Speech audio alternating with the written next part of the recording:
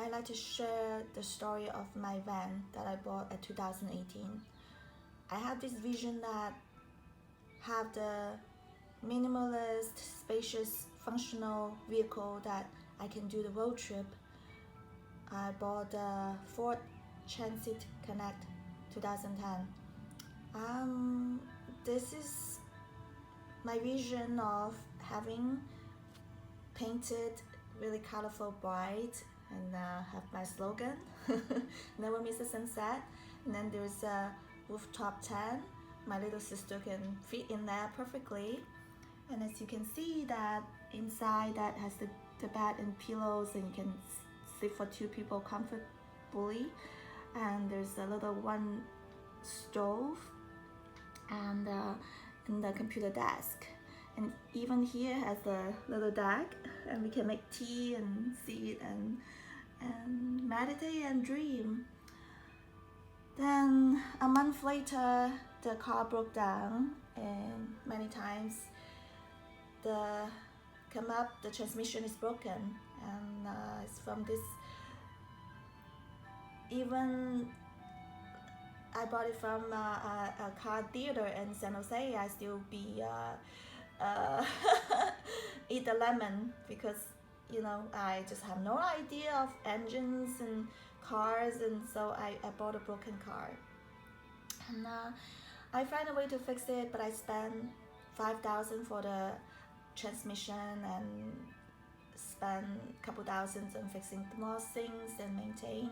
And I even bring the car dealer to the court, and I lost because I signed the contract as buy it as it is. A big lesson to learn. And today I'm doing a bigger project, which is my tiny house. And I do need to step back and rethink the process. I couldn't sleep last night, got up at 5 a.m. Yesterday, I talked to 3 of my contractor friends. They basically tell me the same message. June, you can even build an IKEA desk. How could you build a tiny house? My neighbor who I live for 10 years upstairs, he said, every time your toilet, sink, light bulb breaks, you call me. If you want to build a tiny house, try to learn fix them first. And that is very true. I feel discouraged, and I really appreciate their honest opinion so I can rethink this plan. Well, I started a vision that the space I'm living now, very fortunate in these couple months, I stay in San Francisco, this rooftop sunroom offered by my dear friend Jonathan and Alan. I really appreciate that they let me stay here before I build my tiny home. And as you can see, this is the entrance door, like the French door I'm visioning. Enter from here. On the right hand side, it's going to be the sleeping booth area. And I vision that it's going to be large window, open up, and has a lot of light come in. And this is going to be my desk. The desk, I usually sit on the floor and paint. These 2 boxes has all my brushes and paints and magics. That's how I teach online as well. And here, it's going to be my closet, the little bucket here. That's all I have for the summer when I'm on the road trip. It's 3 feet by 1.5 feet.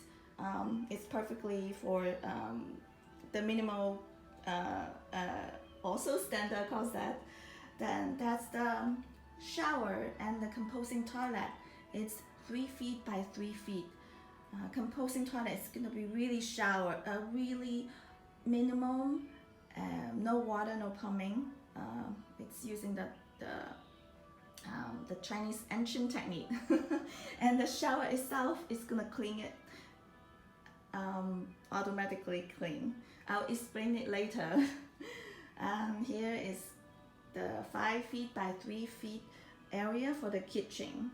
So the stove is going to be 2 electric stove, and then there's a sink. It's 5 feet by 1.5 feet. That's the plan, and that's pretty simple. I'll see how today's journey goes. A lot of decisions to make. I decided to check out some tiny house first before moving forward. Today we drove to the Fremont, which is the south of San Francisco, for about an hour, and check out this tiny house, which is 8.5 by 20 feet long, 13 feet high, and then 9.5 feet in the lowest. And we'll see how's that go. 20 by 8.5 trailer. You see here. This is metal. The window. And this is the wood.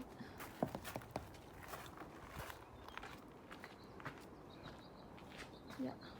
So this is on the back. Top is the bathroom. The host here. During this progress, tiny house hunting and consultant, we have a lot to learn. There is someone behind my back. This is my sister, and she's making me lunch now, and we are eating lunch in my van. It's a lot of work. We don't have time to go home and cook, and now we're parking in this kind of in the middle of nowhere and having our lunch, and we'll keep searching for the next, maybe some materials and maybe some inspirations